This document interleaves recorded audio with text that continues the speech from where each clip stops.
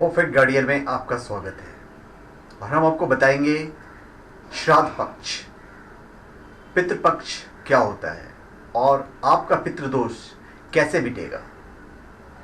पितृ यानी हमारे मृत पूर्वजों का तर्पण करवाना हिंदू धर्म की एक बहुत प्राचीन प्रथा एवं पर्व है।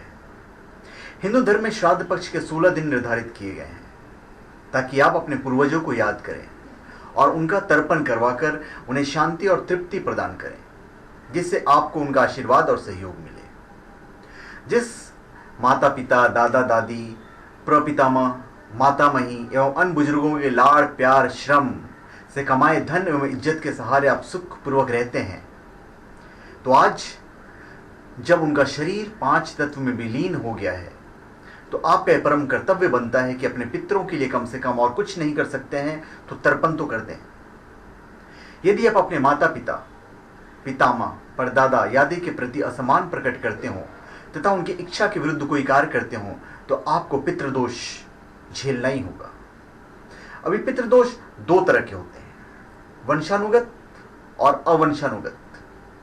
यदि आपने उनके प्रति कोई अपराध किया है तो आपको एक या सभी तरह के कष्ट होंगे। तो अब आपको बताते हैं कि इसमें होता क्या है। वंशानुगत क्या होता है? तो वंशानुगत जो होता है, किसी भी प्रकार का शारीरिक अपंगता, रोग या मानसिक विकार आनुवांशिक हो सकता है। अर्थात वंश क्रम में कोई रोग या अवांछनीय गतिविधि होती चली आ रही है।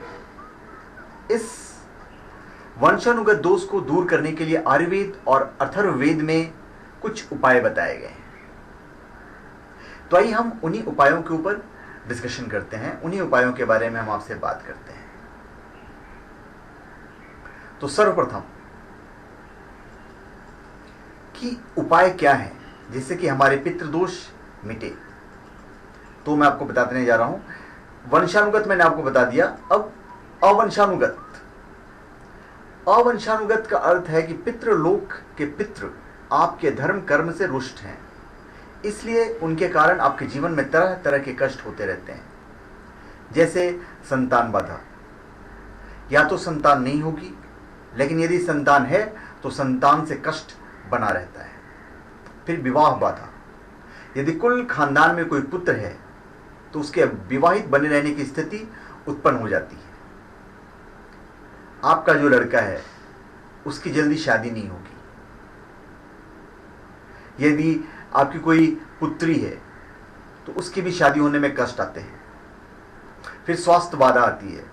परिवार में किसी अदृश्य एवं चिकित्सकों की पहुंच के बाहर कोई रोग हो, पूरा इलाज होने के बावजूद रोग ठीक नहीं होता है। फिर पारिवारिक बाधाएं आती है। गृह कलह में मानसिक शांति भंग हो जाती है।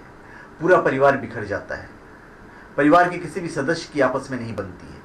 सभी एक दूसरे का अपमान करते हैं। रिश्तेदारी से भी सभी दूर हो जाते हैं। फिर है अर्थ बाधा। लगातार आर्थिक नुकसान होता रहता है।